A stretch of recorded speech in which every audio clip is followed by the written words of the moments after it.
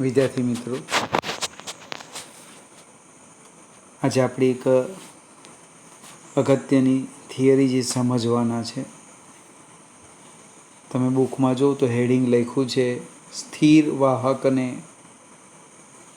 સમય સાથે બદલાતા ચુંબકીય ક્ષેત્રમાં ગોઠવતા તેમાં ઈએમએફ ઉદ્ભવે છે. હવે વિદ્યુત ચુંબકીય પ્રેરણ જે આપણું હેડિંગ છે એની વાત કરીએ તો કે બંધ પરિપથ સાથે સંકળાયેલ ચુંબકીય ક્ષેત્રમાં ફેરફાર થતા ચુંબકીય ફ્લક્સમાં ફેરફાર થતા પરિપથમાં પ્રેરિત વિદ્યુત ચાલક બળ ઉદ્ભવે છે.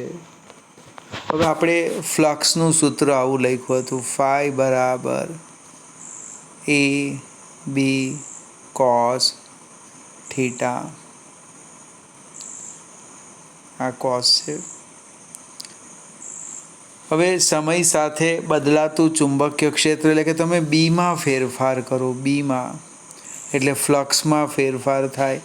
ફ્લક્સમાં ફેરફાર થાય એટલે પરિપથમાં વિદ્યુત ચાલક બળ ઉદ્ભવે, ઈએમએફ ઉદ્ભવે.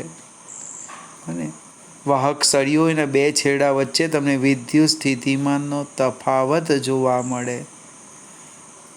હવે એ ક્યારે મળે એની કંઈક સમજૂતી અહીંયા આપવા પ્રયત્ન કરેલી છે કે વાહકમાં વિદ્યુત ભાર પર લાગતું લોરેન્ટ્ઝ બળ કેટલું, તો કે એફ બરાબર ક્યુ કાઉન્સમાં સદિશ ઈ પ્લસ સદિશ વી ક્રોસ સદિશ બી.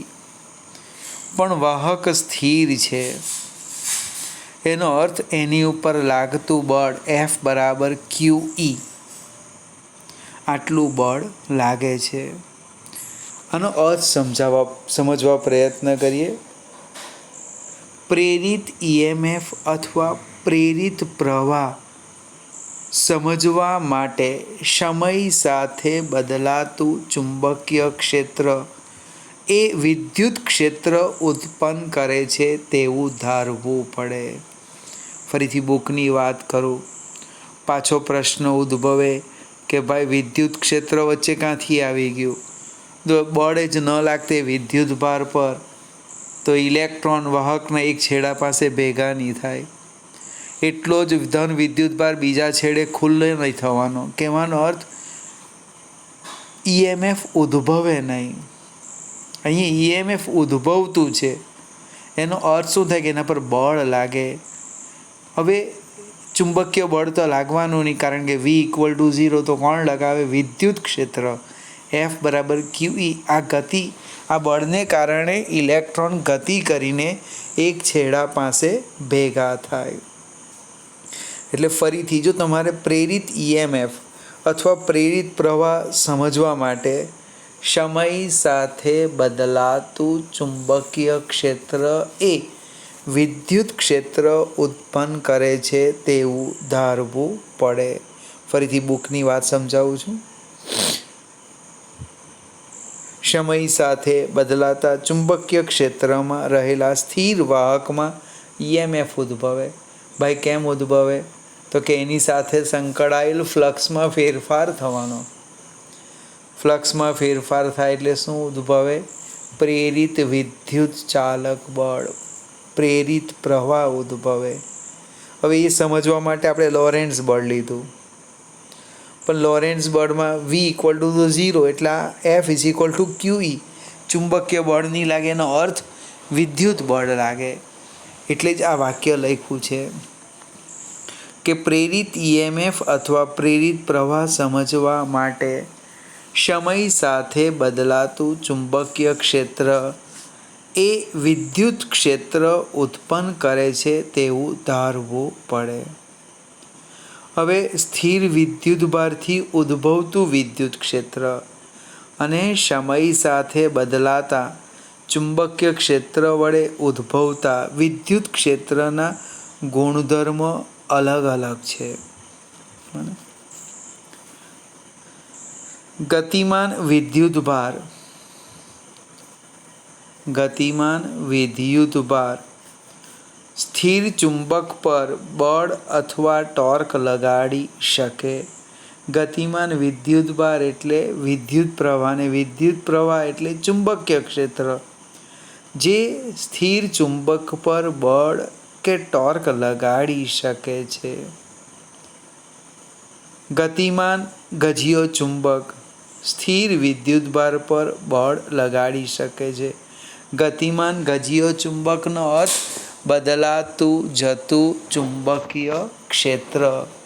સમય સાથે બદલાતું ચુંબકીય ક્ષેત્ર એ વિદ્યુતભાર પર બળ લગાડી શકે છે. ફરીથી આ થોડો કન્સેપ્ટ અલગ પ્રકારનો છે, નવી બુકમાં છે, જૂના કોર્સમાં નહોતું. સેજ આપણે આગળ જઈએ. હેડિંગ માત્ર મેં ઉર્જા લખ્યું છે. અહીંયા આપણને જે વિદ્યુત ઉર્જા મળે એ કેવી રીતે મળે કંઈક એને સમજાવવા પ્રયત્ન કરેલો છે.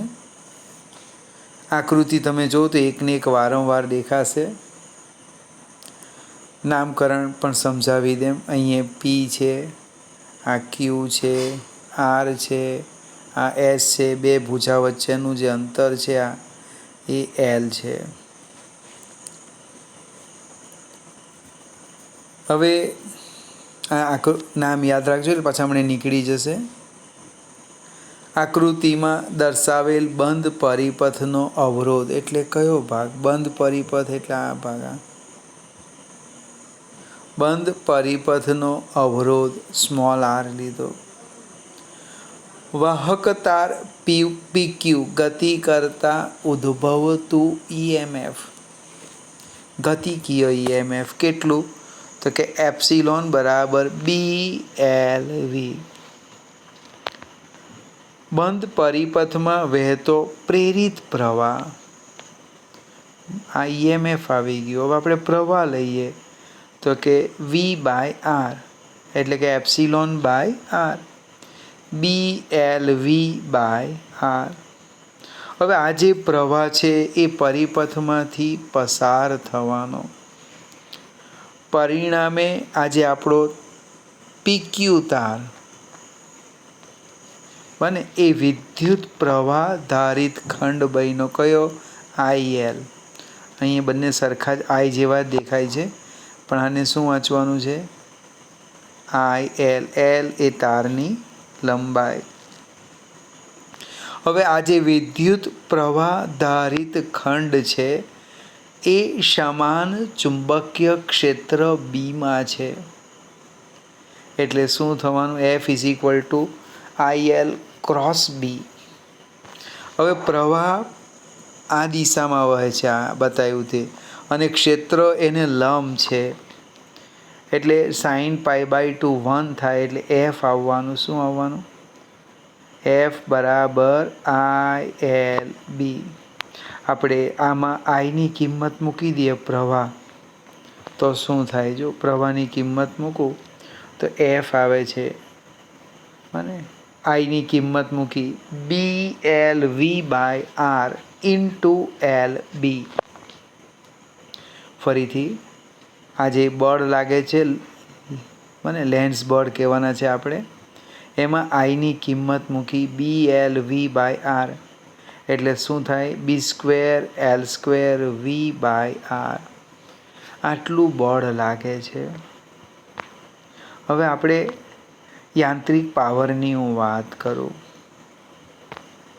તો કે F બરાબર લખ્યું B²L²V/R. હવે સળિયાને અચળ વેગથી જો ગતિ કરાવવા, લેન્સ બળ છે બરાબર ને, ગતિ કરાવવા લેન્સ બળની, લોરેન્ટ્ઝ નહીં, લેન્સ બળની વિરુદ્ધ દિશામાં,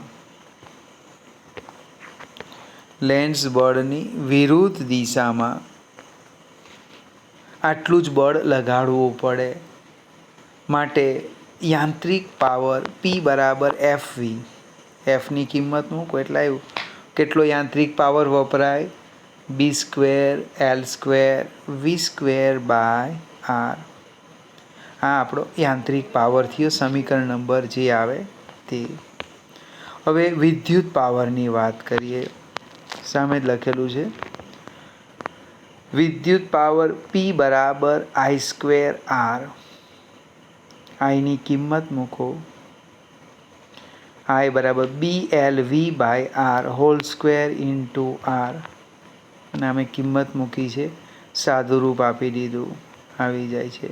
હવે તમે બંને સમીકરણ જુઓ. યાંત્રિક પાવર, અહીંયા વિદ્યુત પાવર છે. આ યાંત્રિક પાવર અને આ વિદ્યુત પાવર,